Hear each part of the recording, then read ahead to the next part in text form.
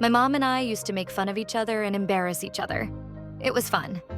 Once we came to a department store to shop. I was standing in a row with toilet paper, and there was a very handsome guy hanging around next to me. Mom, seeing this situation, took the largest package of toilet paper and shouted to me from the other end, "My bunny, I found the perfect paper for your delicate buns. By the way, how's your diarrhea going?" I thought I was going to die right there. I have Crohn's disease. It began to show up seriously around the 8th grade. At the same time, my mom started taking me to all the doctors, which was a shame, because hardly any teenage boy would like his mom interfering with his ass problems.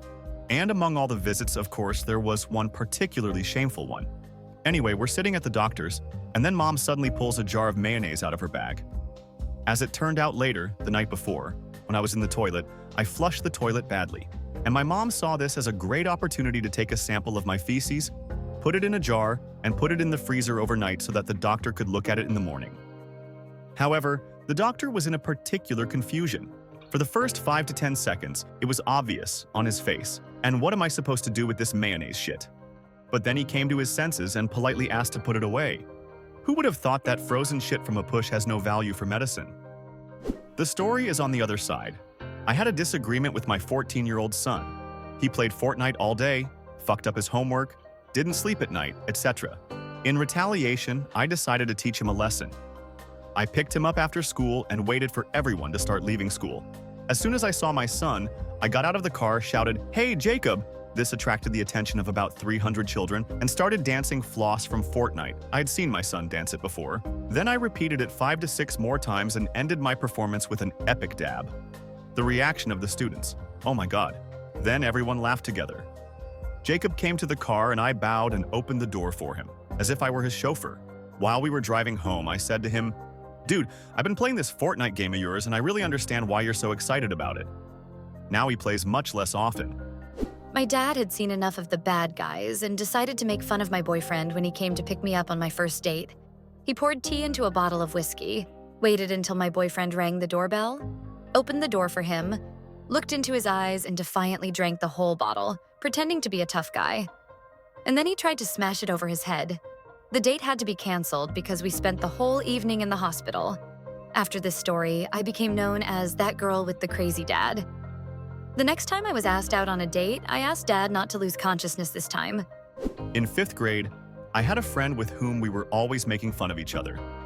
My mom picked me up after school one day. I came out of school with a friend, and on the way to the car, she shouted, "See you tomorrow, big-eared." When I was a kid, I had big ears, but fortunately, this problem went away with age. My mom heard everything and she didn't like it at all. She immediately jumped out of the car and started yelling at my friend, "Don't ever talk to my son like that. Would you like it if others laughed at your freckles?" My friend started crying, and I felt so ashamed that my mother had scolded this little, harmless girl in front of everyone that I didn't say a word while we were driving home. On the one hand, thanks, Mom. On the other hand, it was indecent. It's the middle of the working day. Mom Googled my boss's number, called the phone in his office, and asked him to call me for a conversation. All because I was at a meeting with a client at the time and dropped one of her calls. Do you think there was some kind of emergency? No.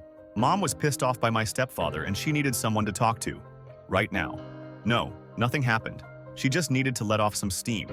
At such times, she doesn't care at all that her recklessness could negatively affect my work. That day, my boss and our entire company lost all respect for me. A few months later, I quit because I was sick of the ridicule. I have a pretty beat-up mom, so I have a million shameful stories in store. I'll tell you the first thing that came to mind. One time, my mom sent me to pick up my brother from the pool. Being an active 13-year-old, instead of calling my brother home, I joined him and his friends to play Marco Polo. Mom apparently got tired of waiting for us at some point, and she decided to go get both of us herself. When she saw me in the pool with the others, she called out to me, took off her slipper, and charged it right over my head.